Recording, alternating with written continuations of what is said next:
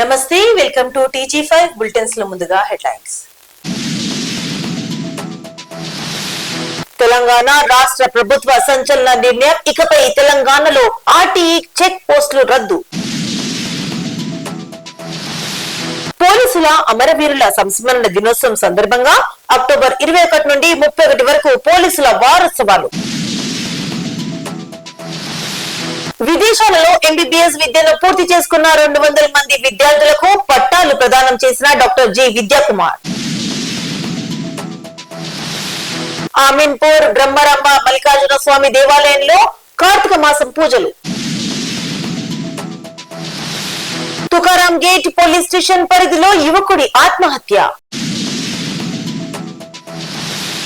Nacharam PS పరిధిలో road ప్రమాదం. 9వ అంతస్తుపై నుంచి పడి కార్మికుడికి తీవ్ర గాయాలు. జూబ్లీస్ ఉప ఎన్నికల్లో బీజేపీ అభ్యర్థి లంకల దీపక్ రెడ్డిని గెలిపించండి, ప్రజలను కోరిన తెలంగాణ బీజేపీ చీఫ్. నారాయణపేట్ జిల్లాలో చిరుత దాడి కలకలం రేపింది. ఏపీ డిఎస్పీ జయసూర్య వ్యవహారంపై స్పందించిన రఘురామకృష్ణరాజు. కంటోన్మెంట్ నియోజకవర్గ మౌలిక వసతుల అభివృద్ధి కోసం 303 కోట్ల నిధులు. రేవంత్ రెడ్డి పాలన మొత్తం ఆగమన్న ఎమ్మెల్యే హరీష్ రావు. ముషరాబాద్ బ్రిడ్జ్ ని కూల్చివేస్తున్న GHMC అధికారులు. చిట్టీల పేరుతో కోట్ల రూపాయలు కుచ్చుటోపి పెట్టిన భార్యాభర్తలు. ఇక బులెటిన్స్ లోకి చూస్తే, తెలంగాణలో ఈ రోజు నుండి చెక్ పోస్టులు రద్దు అని అమలు చేస్తూ జీవో జారీ చేసినట్లు మంత్రి పొన్నం ప్రభాకర్ తెలిపారు.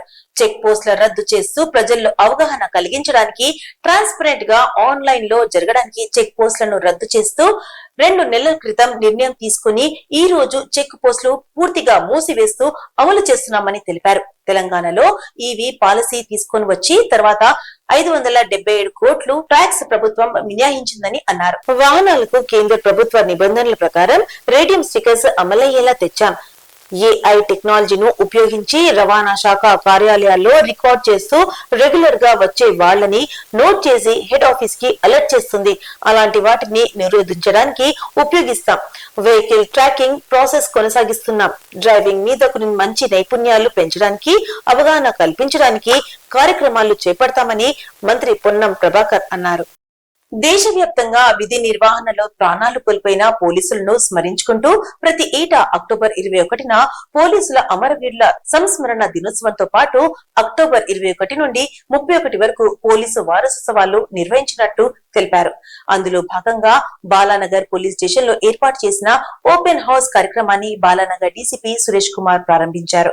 దేశ రక్షణ, ప్రజల భద్రత కోసం అమరులైన పోలీసుల త్యాగాలను స్మరించుకుంటూ సమాజానికి పోలీసులు అందించే సేవలను విద్యార్థులకు వివరించారు.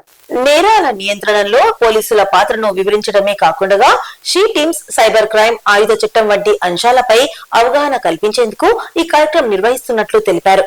కార్యక్రమంలో Balanagar ACP Naresh Reddy, Balanagar police station సిబ్బంది, వివిధ పాఠశాలల నుండి వచ్చిన విద్యార్థులు పాల్గొన్నారు. గౌరవ డీజీపీ గారు మరియు గౌరవ సైబరాబాద్ సిపి గారి ఆదేశాల మేరకు పోలీసు అమరవీరుల దినోత్సవం సందర్భంగా అక్టోబర్ 21 ఆ సందర్భంగా ఈరోజు సైబరాబాద్ కమిషనరేట్ పరిధిలో బాలానగర్ జోన్లోని బాలానగర్ పోలీస్ స్టేషన్లో ఈరోజు స్కూల్ పిల్లల కోసం ఓపెన్ హౌస్ కార్యక్రమం నిర్వహించడం జరుగుతుంది. దీంట్లో ముఖ్యమైన ఉద్దేశం ఏంటంటే స్కూల్ పిల్లలకి పోలీసింగ్ లో ఉన్నటువంటి అనేక విభాగాలు, వెపన్స్ కావచ్చు, కమ్యూనికేషన్ వింగ్ కావచ్చు, తర్వాత షీ టీమ్స్ కావచ్చు, సైబర్ క్రైమ్స్ వింగ్ కావచ్చు, ఇలా పోలీస్ స్టేషన్ లో ఉన్నటువంటి అన్ని రకాల వింగ్స్, డిపార్ట్మెంట్ లో ఉన్నటువంటి అన్ని రకాల వింగ్స్ గురించి వాళ్ళకి ఒక అవగాహన కల్పించి ఈ సమాజంలో శాంతి భద్రతల పరిరక్షణలో పోలీసు వారు నిర్వహించే పాత్ర, అదేవిధంగా పోలీసు వాళ్ళు ఎలాంటి విధులు నిర్వహించి ఈ సమాజంలో నేరాలని అదుపు చేస్తున్నారు, శాంతియుత పరిస్థితుల్ని కాపాడుతున్నారు అనేది పిల్లలకి అవగాహన కల్పించడం కోసం ఈ కార్యక్రమం ఏర్పాటు చేసింది. దీంట్లో నాతో పాటు ACP Balanagar and SHO Balanagar, DI Balanagar and Balanagar police staff పాల్గొన్నారు. జీవీకే ఎడ్యుకేట్ టెక్ సంస్థ డైరెక్టర్ డాక్టర్ జి విద్యాకుమార్ బ్రదర్స్ ఆధ్వర్యంలో విదేశాల్లో ఎంబీబీఎస్ విద్యను పూర్తి చేసుకున్న 200 మంది విద్యార్థులకు పట్టా ప్రదానం చేసే కార్యక్రమాన్ని నిర్వహించారు. ఈ కార్యక్రమానికి ముఖ్య అతిథులుగా తెలంగాణ రాష్ట్ర deputy speaker doctor Ramachandra Nayak, మాజీ central union minister doctor Samudrala Venugopalchari, మాజీ BC commission chairman Vakulabharanam Krishnamohan Rao ముఖ్య అతిథులుగా హాజరై పట్టాలను విద్యార్థులకు ప్రదానం చేశారు. ఈ సందర్భంగా డిప్యూటీ స్పీకర్ రామచంద్ర నాయక్ మాట్లాడుతూ సీఎం రేవంత్ రెడ్డి రాష్ట్రంలో మెడికల్ సీట్లు పెంచి మెడికల్ విద్యను పేద ప్రజలకు అందిస్తున్నారని కొనియాడారు. ప్రైవేట్ లో మెడికల్ విద్యను అభ్యసించాలంటే చాలా ఖర్చుతో కూడుకున్నదని, అలాంటి వారి కోసం జీవీకే సంస్థ యువతకు చేయూతను అందించే విధంగా ఎంబీబీఎస్ ను విదేశాల్లో తక్కువ ఫీజులతో పూర్తి చేయించడంతో ఎంతో అభినందనీయమన్నారు. విదేశాలలోని వైద్య కళాశాలతో ఒప్పందం కుదుర్చుకొని 20 లక్షలలో పూర్తి చేయడం గొప్ప విషయమన్నారు. తెలంగాణ యువతను విద్య, వైద్యం వైపు నడిపిస్తున్న జీవీకే బ్రదర్స్ కు అభినందనలు తెలిపారు. విద్యార్థులు వైద్య విద్యను అభ్యసించి రాష్ట్రానికి సేవలందించాల్సిన అవసరం ఎంతైనా ఉందని దుయ్యబట్టారు. డాక్టర్ అయిన వారు మెరుగైన వైద్యం అందించే దిశగా కృషి చేయాలని విద్యార్థులకు డిప్యూటీ స్పీకర్ రామచంద్ర నాయక్ హితవు పలికారు. కార్తీక మాసం వేడుకలు రాష్ట్ర వ్యాప్తంగా భక్తి శ్రద్ధలతో కొనసాగుతున్నాయి. సంగారెడ్డి జిల్లా ఆమీన్పూర్ మున్సిపల్ పరిధిలోని బీరంగూడలో ఉన్న శ్రీ బ్రహ్మరాంబ మల్లికార్జున స్వామి దేవాలయంలో ఇవాళ మొదటి రోజు కార్యక్రమాలు ఘనంగా నిర్వహించారు.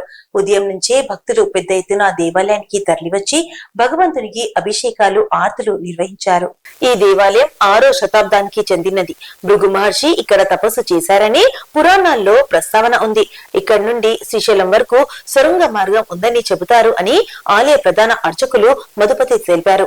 కార్తీక మాసం నెల రోజుల పాటు ప్రతిరోజు ప్రత్యేక పూజలు, అభిషేకాలు, హారతులు నిర్వహించాలని ఆలయ కమిటీ నిర్ణయించిందని అన్నారు. భక్తులు విరివిగా పాల్గొని శ్రీ బ్రహ్మరాంబ మల్లికార్జున స్వామి ఆశీర్వాదం పొందాలని కమిటీ సభ్యులు ఆకాంక్షించారు. తుకారం గేట్ పిఎస్ పరిధి అడ్డగుట్ట డి సెక్షన్ లో యువకుడు ఇంట్లో ఫ్యాన్ కు ఉరి వేసుకుని ఆత్మహత్య చేసుకున్నాడు. మృతుడు మహేష్ కు భార్య, 2 పిల్లలు ఉన్నారు. మద్యానికి బానిసై ఆరోగ్య, కుటుంబ సమస్యలతో ఆత్మహత్య చేసుకున్నాడు. పోలీసులు ఘటనా స్థలానికి చేరుకొని కేసు నమోదు చేసి దర్యాప్తు చేపట్టారు.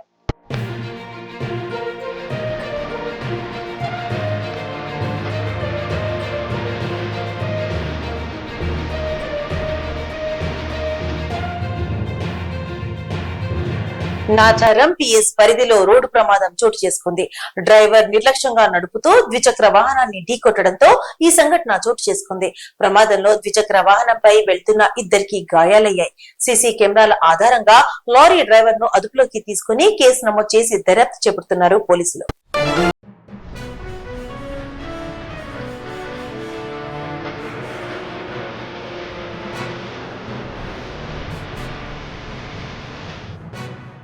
తొమ్మిదవ అంతస్తు నుండి కారు మీద పడి ఓ కార్మికునికి తీవ్ర గాయాలయ్యాయి. అత్తాపూర్లో ఈ ఘటన చోటు చేసుకుంది.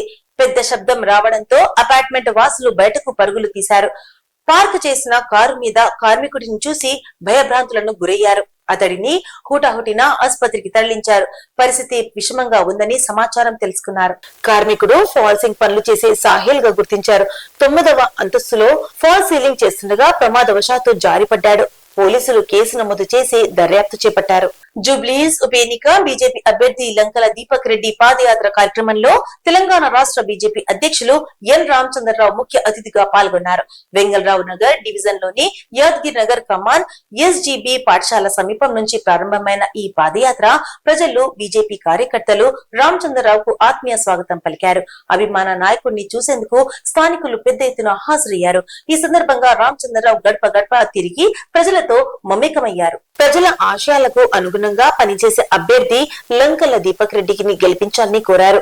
ఇది కేవలం ఉప ఎన్నిక మాత్రమే కాదు, రాష్ట్ర ప్రభుత్వంపై ప్రజల్లో పెరుగుతున్న వ్యతిరేకతకు ప్రతీక అని చెప్పారు. బీజేపీ అభ్యర్థిని గెలిపించాలని ప్రజలను కోరారు. ఈరోజు జూబ్లీ హిల్స్ ఎలక్షన్ ప్రచారంలో భాగంగా నిన్న భారీ ఎత్తున నామినేట్ చేసిన తర్వాత లాంఛనంగా ఇక్కడ యూసుఫ్గూడలో పాదయాత్ర మొదలుపెట్టడం జరిగింది. ఈ వెంగళరావు నగర్ డివిజన్ సంబంధించినటువంటి ఒక అధ్యక్షుడు, అదేవిధంగా మా ఒక క్యాండిడేట్ దీపక్ రెడ్డి గారు, మరి ఇతర మా పార్టీ పదాధికారులందరూ కూడా ఈ యొక్క కార్యక్రమంలో పాల్గొనడం జరిగింది. పెద్ద ఎత్తున మహిళలు, యువకులు ఈ యొక్క జూబ్లీ హిల్స్ పాదయాత్ర పాల్గొని జూబ్లీహిల్స్ ప్రజలను కలుస్తా ఉంటే ఇక్కడ రోడ్లు కానీ ఇక్కడ ఉన్నటువంటి పరిస్థితి కానీ చాలా అధ్వానంగా ఉన్నటువంటి విషయాన్ని వాళ్ళు చెప్తా ఉన్నారు. ఇప్పుడు ఇక్కడి నుంచి కూడా వాసన వస్తూ ఉంది. వాసనతో పాటు మన ఇక్కడ ప్రజలు ఈ రకమైనటువంటి ఏది కూడా వారి యొక్క సౌకర్యాలు కూడా ఏమీ కలిగించినటువంటి పరిస్థితి ఈరోజు ప్రభుత్వానికి ఉంది. నారాయణపేట్ జిల్లాలో పత్తి చేను కూలికి వెళ్లిన కూలీలకు కంటపడిన చిరుతపులి. కొందరు చిరుతపులి చూసి దాడి చేస్తుందని భయంతో పరిగెత్తగా అది గమనించిన మరో వ్యక్తి పని చేస్తుండగా చిరుతపులి అతనిపై దాడి చేసింది. తీవ్ర గాయాలు పాలు కావడంతో స్థానికులు అతన్ని హాస్పిటల్ కు తరలించారు.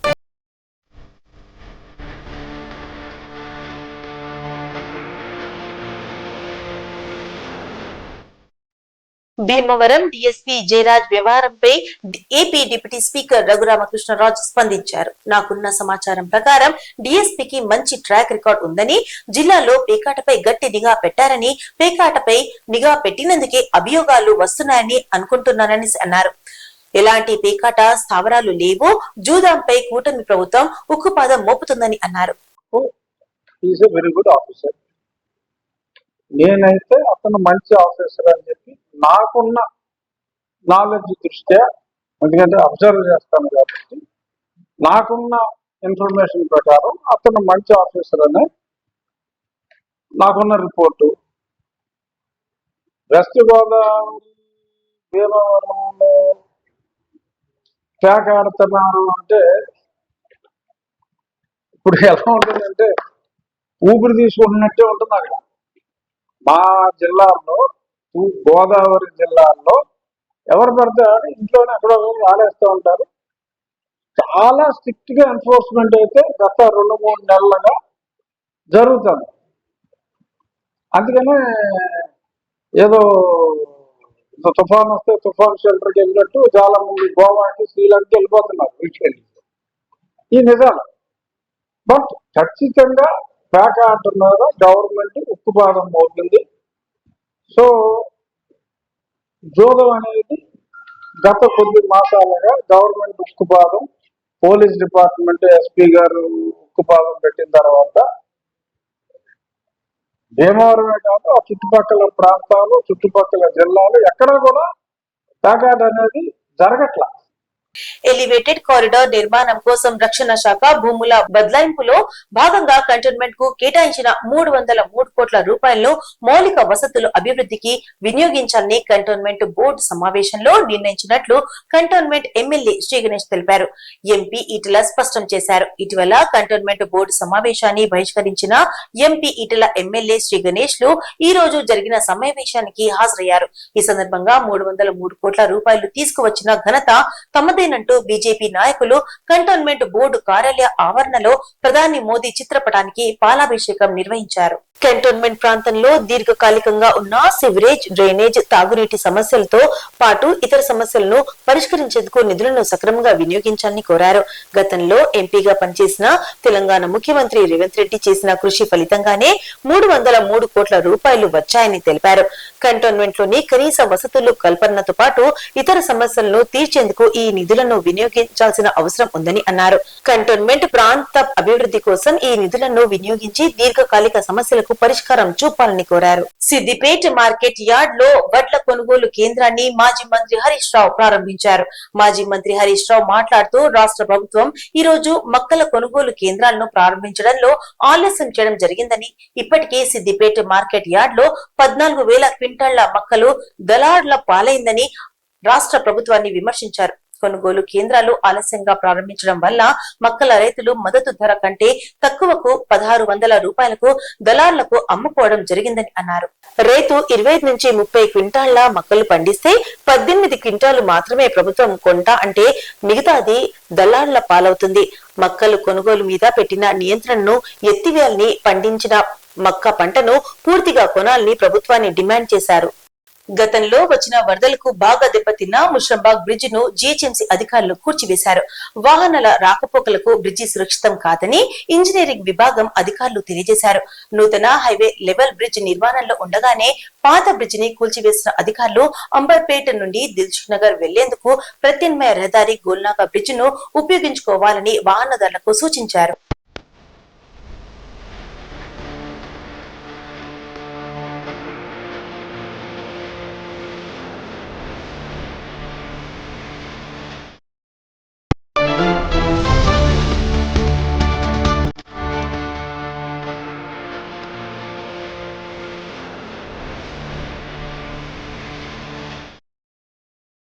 చిట్టీల పేరుతో కోట్ల రూపాయలు కుచ్చుటోపి పెట్టిన సంఘటన బాచుపల్లి పోలీస్ స్టేషన్ పరిధిలో చోటు చేసుకుంది.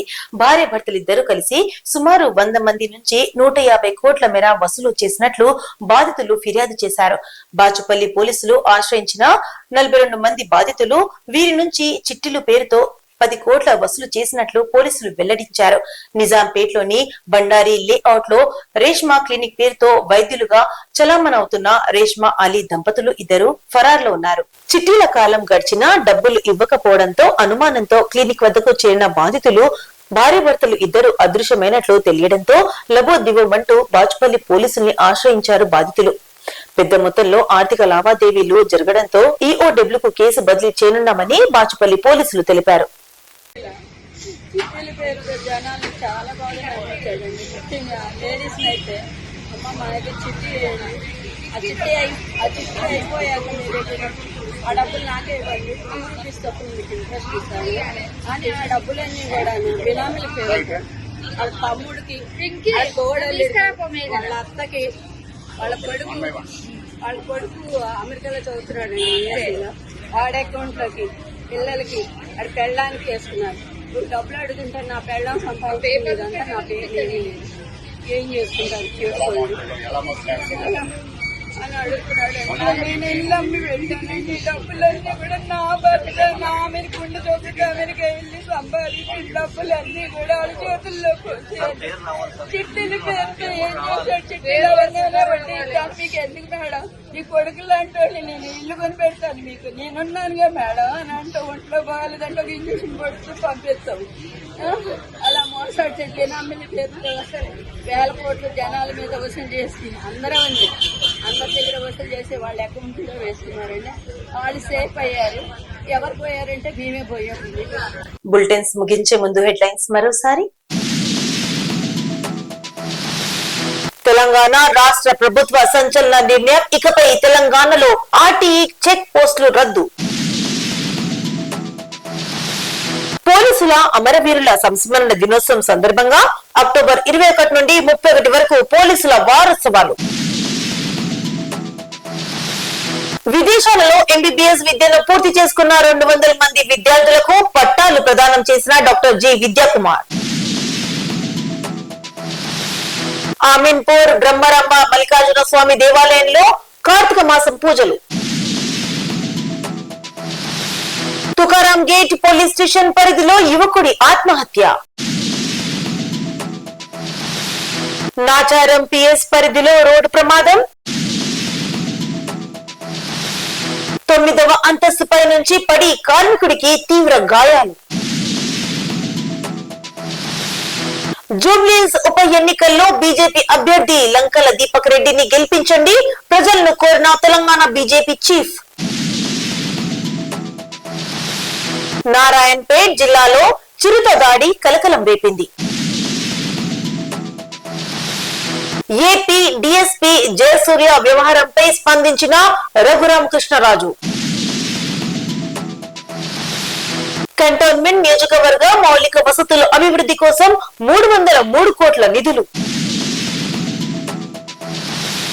రేవంత్ రెడ్డి పాలన మొత్తం ఆగమన్న ఎమ్మెల్యే హరీష్ రావు. ముషంబాద్ బ్రిడ్జ్ ని కూల్చివేస్తున్న జీహెచ్ఎంసీ అధికారులు. చిట్టీల పేరుతో కోట్ల రూపాయలు కుచ్చుటోపి పెట్టిన భార్యాభర్తలు. ఇవి ఇప్పుడున్న అప్డేట్స్. మరిన్ని అప్డేట్స్ కోసం స్టే ట్యూన్డ్ విత్ TG5.